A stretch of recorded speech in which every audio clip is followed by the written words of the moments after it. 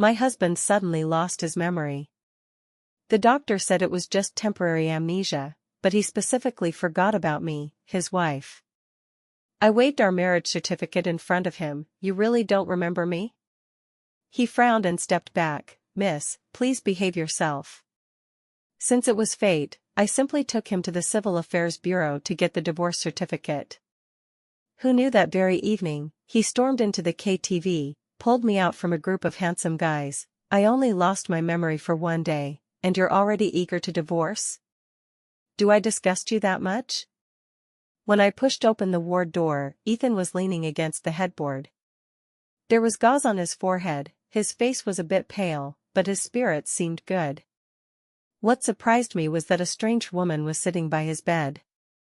The girl was wearing a dress stained with blood, with Ethan's suit jacket draped over her shoulders. I vaguely remembered her name was Lydia, Ethan's new assistant. "Hello, Mrs. Nina." When Lydia saw me, she immediately stood up to greet me. Her arm was wrapped in a bandage. It seemed she was in the car accident with Ethan. I was about to ask for details when Ethan suddenly frowned. "Mrs. Nina? When did I get married?" The doctor quickly gave the diagnosis: selective amnesia caused by concussion. This memory loss might recover soon or last a long time. The most ironic thing was that he remembered all the company projects and his new assistant Lydia, but solely forgot about me, his wife. In the corridor, Lydia pulled me aside. Her eyes were a bit red, her lips opening and closing as if she didn't know how to organize her words. "I'm sorry, Mrs. Nina, Ethan became like this to save me. Don't be angry, give him some time, he'll remember soon." I glanced at Ethan frowning in the ward and said nothing. Forgetting me didn't change Ethan's life at all, he just couldn't figure out why he married me. I served him the pork rib soup and calmly uttered 4 words: business marriage. Ethan looked at me, puzzled. From what I know about myself, I wouldn't marry someone I don't like. I ignored him and directly opened the design software. Now he was the head of the Goo Corporation. Of course he could say that. 2 years ago, he wasn't. Our marriage was just for mutual benefit. Is our relationship good? My hand paused on the draft, and I lowered my eyes softly. It's average. A roommate relationship where we can sleep together. His expression was hard to describe, and I shrugged indifferently. In the evening, Lydia came over, dressed in more professional attire. She held her computer to report work to Ethan, but both of them glanced at me from time to time. I was always perceptive and knew they found me in the way. I packed up to leave and told Ethan before going that I'd pick him up for discharge tomorrow morning. The second half I didn't say: pick him up for discharge and get divorced along the way. In my marriage with Ethan, he was unwilling from the start. At that time, the Jiang Corporation was in crisis, and my uncle found me right after university graduation, asking if I was willing to marry for alliance. I just said as long as I could help him.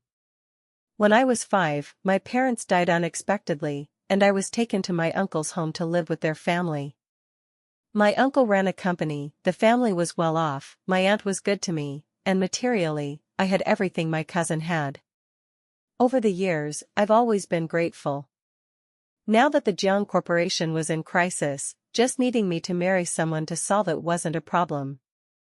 Before the marriage alliance, my uncle arranged for me to meet the partner, but I only met Ethan on the 3rd try. The first 2 times he didn't show up at all, and I sat alone in the cafe all day. The 3rd time he finally came, with impatience in his brows. I didn't know much about him, only that he was the illegitimate son of the Goo family with no real power, so even if unwilling, he had to come for the marriage alliance. I had prepared myself mentally to accept his impatience, perfunctoriness, or rudeness, but he showed none. After sitting down, his expression inexplicably softened a lot. He leisurely stirred his coffee and asked my name and preferences. We chatted idly for a long time, and the topic even veered to preferred renovation styles and the color of curtains for the master bedroom. It was inexplicable, but I cooperated.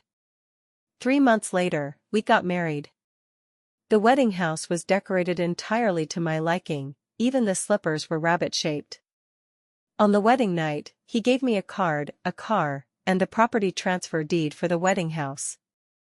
I thought this was the norm for marriage alliances, but later my aunt told me it was Ethan's way of showing goodwill. My aunt always felt sorry that the Jiang crisis sacrificed my happiness and worried I'd have a bad life after marriage. But later, Ethan behaved well every time we went home together, and he was indeed good to me in life, so my uncle and aunt were relieved and told me to live well with him. After 2 years together, I knew Ethan was a responsible person. Even without feelings for me, he basically fulfilled a husband's duties after marriage. Now the Jiang crisis was long resolved, and we lacked the initial necessary ties. More importantly, he now completely didn't remember me. I didn't know how to interact with him afterward and didn't want to wait in uncertainty for him to remember. Ending here might be a dignified solution for everyone. The next morning, I arrived at the hospital early. Ethan had just gotten up and was stunned for a moment upon seeing me. "So early?" I nodded and started packing his things, taking out the clothes he'd wear today. "Yes, there might be a queue." Ethan went to brush his teeth and wash his face with a puzzled look. The discharge procedures were quick. I took Ethan straight to the Civil Affairs Bureau, and by the door, he seemed to catch on.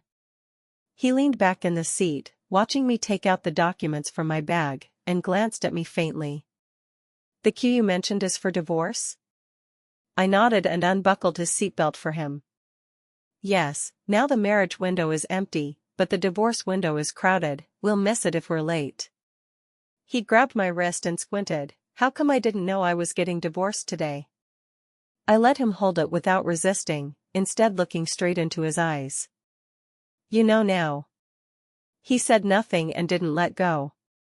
I advised kindly, "Our business marriage has no feelings. You forgot only me in your amnesia, showing I'm insignificant to you. After divorce, you can be with the person you like." I thought about it and still didn't say Lydia's name directly, fearing Ethan would think I secretly investigated him. But he was willing to risk himself to save Lydia, so he must like her. Ethan let go, frowning and lost in thought. I went around to his side, opened the car door, and pulled him out. "Hurry, I have a client appointment this afternoon." Ethan followed behind me, his voice emotionless. "You seem in a hurry?" I didn't hide it, a bit. "Was I bad to you?" I paused and looked back at him. "Can't you think for yourself if you were good or not?" Ethan fell silent again, a trace of displeasure gradually appearing between his brows. After the procedures, there was still a 1-month cooling-off period, but it was basically settled. The moment I walked out of the Civil Affairs Bureau, I breathed a sigh of relief, followed by a sense of emptiness. Ethan stood beside me, glancing down at me. "Happy now?" The autumn wind suddenly rose, swirling up fallen leaves. I suddenly remembered that the first time I met Ethan was also in such windy weather. It could be considered a beginning and an end. "I called Lydia to pick you up, wait here a bit." After saying that, I drove away first. From the rearview mirror, Ethan stood there looking in my direction, but as the distance grew, I couldn't see his expression clearly. I gripped the steering wheel, trying to ignore the trace of sadness in my heart. If Lydia hadn't appeared and without this amnesia episode, Ethan and I could have continued. Though without passionate love, there were no ups and downs, just stability in plain life. Initially, the marriage alliance delayed my further studies plan. Later, Ethan used his connections to contact a foreign design master and asked him to take me as an apprentice. For most of that half-year, I was abroad, and he basically flew over to see me, bringing some domestic snacks each time. Later, when I opened a studio with my university roommate, Ethan didn't openly pull resources or orders for me, but subtly replaced some accessories with my designs to promote me. He had a mild temperament, had little contact with the Gu family, and spent most time traveling for work. In these 2 years, our alone time wasn't much. But he was always thoughtful. Every business trip to various places, he'd bring back local specialty gifts and handwritten cards, though done by his assistant. Occasionally at home, if I cooked, he'd voluntarily wash the dishes. Looking back now, it was quite like a couple. Isn't life just like that? But life has many surprises. After meeting the client in the afternoon, I returned to the studio to draw drafts, but for some reason, I couldn't concentrate. Every time I picked up the pen, Ethan's face flashed in my mind. The night before the accident, he held me to sleep, saying he'd bring snacks from Hong Kong when back. I pillowed on his neck, too tired to open my eyes, but vaguely remembered instructing not spicy. Ethan chuckled in my ear, calling me a little foodie. Amid chaotic thoughts, Cindy came over. After hearing my troubles, she was full of question marks. It's obvious you like him, why divorce if you like him? I was silent for a while and threw the pen on the table. He forgot me, if not divorce, should I really be roommates with him? I admit, my insistence on divorcing Ethan had some element of spite. Who knows when he'd remember? I couldn't accept that uncertainty at all. Cindy was my best friend. Seeing my bad mood, she cursed scumbag twice. Then she took out her phone to make a call, seeming to book a private room. She mysteriously put her arm around my shoulder. Tonight, I'll take you to a good place. Only when we arrived did I understand what she meant by good place. In front of me stood a row of male models, all over 185 centimeters, broad shoulders, narrow waists, varied styles. Cindy tapped the microphone, half standing on the coffee table, eyes bursting with excitement. Tonight's consumption, Sister Cindy pays. All of you perk up and serve Sister Nina well. As her words fell, the row of male models surrounded me, serving wine, wiping hands, feeding fruit, calling sister repeatedly, making my head spin. I cooperated stiffly. Later, somehow I let loose. After getting drunk, I started frolicking in the room, looking at each male model and scoring them. This mouth is like Ethan's, but not as good-looking, 7 points. This abs aren't good, not hard enough, 6 points. This nose is okay, but not straight enough, 6 points. These eyes are similar, but not cold enough, 7 points. After a round, none satisfied me. I pushed everyone away and sat on the sofa, somewhat troubled. Why don't any look like him? Cindy was drunk too, lying in the corner giggling. You're silly, they have no blood relation, how could they look alike? Yes, none of them were Ethan. I sullenly picked up the glass to drink, and in a daze, someone took my cup away. I tried hard to widen my eyes to see clearly, but my gaze couldn't focus, yet that outline looked just like Ethan. I grabbed his collar and pulled him closer. He frowned slightly, even more alike. Ethan always frowned like that, when impatient, thinking, or unhappy. I looked for a long time. The more I looked, the more alike. Then he spoke. Don't even recognize your husband? I didn't hear clearly what he said, just felt the voice was alike too. Suddenly energized, I pulled his tie down and boasted, you look the most like him, 9 points. What's your name? Sister is booking you today. The person laughed, his tone soft with amusement. Book me? Don't believe Sister's ability? Sister has plenty of money. Saying that, I crawled to find my bag, trying to smash him with money, but as soon as I moved, I was picked up. In a daze, I hooked his neck, my nose full of familiar fresh scent. This scent made me feel safe, my head tilted, and I fell asleep.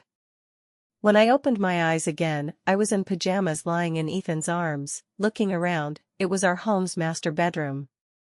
Last night's events flashed quickly in my mind, and I instantly realized the last one wasn't a male model at all, it was Ethan himself.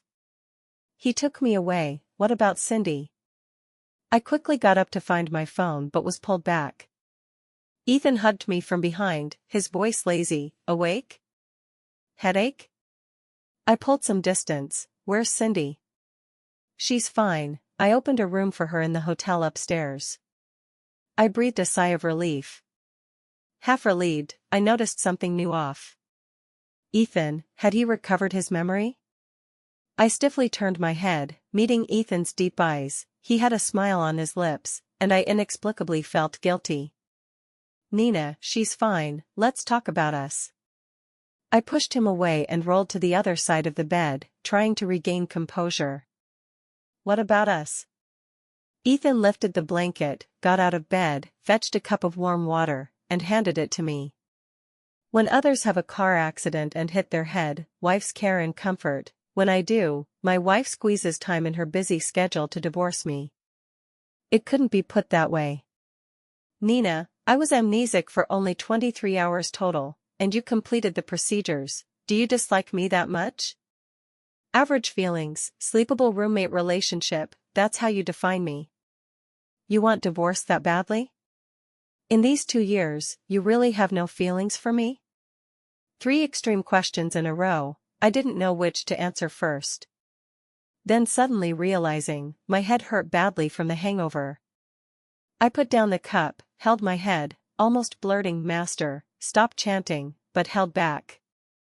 Ethan came closer, his warm fingertips gently pressing my temples, his tone softening. Poor alcohol tolerance, yet drank so much. I glanced at him and waved his hand away. Don't be unreasonable. It was you who forgot me in amnesia, remembering only others. Ethan was silent for a moment. I thought he'd argue, but he directly apologized. Sorry, it's my fault, I forgot the most important person. Well, such straightforwardness left me speechless. While I was thinking what to say next, his phone rang. With my 2.0 vision, I immediately saw the caller ID, Lydia. Ethan frowned and hung up. It called again, several times in a row. Ethan answered, said a few words, then turned to look at me. I knew he was leaving. The words I wanted to say were swallowed back. Ethan held his phone and approached 2 steps, softly. Let's talk tonight, okay? I looked at him for a while and nodded. As soon as Ethan left, I immediately followed suit. Talk about what? We're divorced, I won't talk. It's not like only he has work, I'm busy too. Who has time to wait in place for his explanation? I grabbed my luggage and boarded the plane for a business trip to Haicheng. These days, Ethan called me many times, but I was either in meetings or seeing clients and didn't answer any. I didn't want to call back, just left him a message, very busy, do not disturb. Later, while dining with clients, I accidentally saw the news that Ethan was removed from his position, and the Goop Corporation was now taken over by his second uncle Victor. Recalling his hasty departure that day, it turned out the company really had issues. The dinner lasted late. When we came out, it was raining outside. The cool wind carried moisture into my neck, dispersing some alcohol haze but making me shiver with cold. On rainy days, it's hard to get a cab. I stood downstairs for a while with no driver accepting. Still no cab? Jason came out from the lobby. He was my biggest client on this Haicheng trip. I glanced at my phone screen and smiled, almost. If my designated driver arrives first, Miss Jiang, why not take my car back to the hotel? It's on the way. Looking at the unmoving queue on the screen, I was about to agree when a low voice suddenly intruded, Nina. Looking up, Ethan in a black trench coat, holding a large umbrella, walked over. His refined, deep brows and eyes half hidden in the night, water mist spreading from splashes beside him, he approached step by step, as if in clouds and fog, and I was momentarily stunned. Before I recovered, he stepped between Jason and me, half embracing me, and extended his hand to Jason. Hello, I'm designer Nina's husband. A flash of surprise in Jason's eyes, he paused before lightly shaking Ethan's hand. After a few pleasantries, Ethan took me away. His car was parked just a few steps away, but the rain was heavy, enough to splash pants in those steps. I was puzzled. Why didn't you drive over? Ethan glanced at me, his tone sour. If I drove over, how would he know I'm your husband? What if he took me for a driver? Who the hell drives a Maybach for rides? Besides, we're divorced. I corrected, ex-husband. Ethan started the car. We haven't gotten the certificate yet, you're so eager? I turned to look out the window. Isn't this the cooling off period? Calm down, reconsider me, and make do with me. How come I never noticed Ethan was quite rogue before? At the hotel, Ethan followed me to the room door. I blocked him outside. Don't come in, it's not appropriate. He looked down at me. What's inappropriate? That night you were drunk, didn't you say you'd book me? Touching, kissing, hugging me, now it's not appropriate? Nina, even if you see me as ex-husband, you can't start and abandon me. He said all the good and bad words. I couldn't be bothered and went to close the door, but he wedged a foot in. I won't come in, just one question, okay? Seeing no reaction, he withdrew his foot. That day you took me to divorce, saying I could be with the person I like. What did you mean? Who do you think I like? He's asking me? With some alcohol in me, my temper flared. Don't ask me, first explain your relationship with Lydia. Every time a call can summon you away. In the accident, you hit your head but pushed her away. In amnesia, you forgot your wife but remembered her. Tell me, how should I understand your relationship? Ethan's brows furrowed tighter, but he didn't respond for a while. Annoyed, I pushed him out and closed the door. The next day, I pushed my suitcase out, only to find Ethan already waiting at my door, an envelope between his fingers. Seeing me, he stood straight, tone sincere. Nina, I won't argue, these misunderstandings are my fault, I didn't give you enough security, this is my self-criticism letter. About Lydia, we're just ordinary superior subordinate, back in Jing City, I can explain everything. I didn't understand then why only back in Jing City, until landing when Lydia picked us up with a 4-year-old daughter. Only then did I know Lydia was a single mom, once a strong woman who gave up her career for marriage and family, but after family breakdown, had to return to work. But years of disconnection had made her lose competitiveness in the workplace. Being alone with a child made many companies avoid her. Later, Ethan chanced upon her resume, gave her an opportunity, which she seized and performed excellently. Women in the workplace are already hard, even more so for her returning after disconnection, the efforts behind need no mention. Like that day, she was supposed to attend a kindergarten parent-child activity but rushed to report to Ethan due to project issues, then met the accident. I suddenly understood why Ethan pushed her away. Before being recognized by the Gu family, Ethan was raised single-handedly by his mom. No one understood the hardships of single moms better than him. Sitting in the back seat, Lydia's daughter suddenly climbed onto my lap, cooing, "Auntie, you're so pretty." I pinched her cheek, remembered a peace buckle pendant in my bag, took it out, and hung it on her neck. "This is Auntie's meeting gift. Be safe and sound." Lydia dropped us home and left. After getting out, Ethan held me. "Do you still want to divorce me?"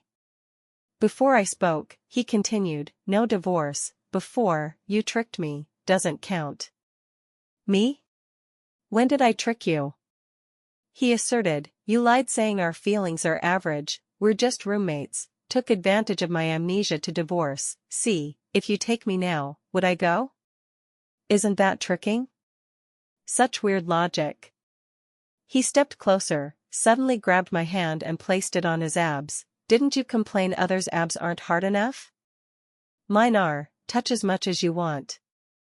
In broad daylight, in the yard, saying such wild words. I shook off his hand and ran inside. My life with Ethan returned to normal, no one mentioned divorce again. Ethan was demoted but didn't idle at all, even busier, often meeting in the study until midnight. I thought he was still in another position at Gu Corporation. Until that day he was called back to the Gu family. He returned with a forehead injury, like hit by an ashtray. Married to Ethan for 2 years, I didn't know much about the Gu family. He rarely took me back and didn't let me contact them much. In my impression, the Gu family was indifferent. The only one sincere to Ethan was Helena. She was Ethan's stepmother. Years ago, a car accident caused miscarriage, lifelong infertility, but she was decent to Ethan. That day, after returning, Ethan hugged me for a long time, finally saying relievedly, "It's finally ending." I was only concerned about his injury and didn't ask details. Until 2 weeks later, the Goo Group collapsed, quietly acquired by an overseas company. And the controller behind that overseas company was Ethan. He single-handedly toppled Goo. It said George the Elder went to hospital that day, but Ethan didn't care. He bought a bunch of sunflowers and took me to the cemetery. At his mom's grave, Ethan placed the flowers, half-knelt, and gently wiped the photo with a handkerchief. The woman in the photo looked young, with brows and eyes similar to Ethan's, but softer. "Mom, Goo is gone." This was Ethan's first sentence, voice light, ending with a slight tremble. Previously, every visit, Ethan was silent, just looked quietly and left. Today, he changed from his usual strength, his whole body slightly trembling. I stepped forward and hugged him. Everyone thought she died from cancer surgery, even I once thought so. But she didn't have cancer, it was all a Goo family scam to force me back. The Goo family killed her. Each word from Ethan was extremely calm, yet each stirred huge waves in my heart. I couldn't imagine his collapse upon learning the truth, nor how he faced these years. I could only hug him tighter. Ethan buried in my shoulder, sobbing bitterly. After a long time, a breeze rose beside, carrying a faint floral grass scent passing through. Sunlight slanted on the tombstone, reflecting sparkles on water droplets. The rain had passed, sky clear. After everything settled, the Goo Group was officially renamed SH Group. People around Ethan were all replaced, only Lydia remained. She never worked for Goo, she always worked for Ethan, initially secretly managing the overseas company, until 2 months ago preparing to close the net, entering Goo as assistant. After George the Elder stabilized, he was sent to a foreign sanatorium. No one but Ethan could contact him. The series of big moves kept Ethan on finance headlines for a whole week. Many in Jing City secretly criticized him. That day at a banquet, I heard someone gossiping behind. "Ethan is really an ungrateful wolf. Without Goo recognizing him back, who knows where he'd be. Now, repaying kindness with enmity, Goo is truly unlucky." I got angry listening and directly splashed wine on him. A man with such a gossipy mouth. When Ethan came out after business talk, I was hands on hips arguing with that person. He pulled me out, faintly glancing opposite. "For clothing reimbursement, find my assistant directly. With your ability, you only dare say a few words behind backs." On the way back, Ethan found my puffed anger amusing. "Why so angry?" I rolled my eyes, "No or not," but wiggling randomly. "I hate these gossipy people most. Let him talk, snatch 2 projects from him, and he'll behave. Nina, what others say about me doesn't matter, I only care how you see me." Midway through chirping, he suddenly got affectionate, making me a bit embarrassed. I looked at him for a long time and said, "How do I see you?" "With my eyes." At year-end, studio matters suddenly increased. Cindy and I had been on continuous business trips for a month. That day, just arriving at the hotel, someone knocked. I asked at the door, "Who is it?" "Your sleepable roommate." Speechless, I opened the door. Ethan leaned on the frame, eyes smiling. "Can you be serious?" "How am I not? Isn't this your definition?" I glanced at him. "I also defined our feelings as average. Do you accept?" "No." Ethan brought my favorite pastries. As I ate, Cindy came.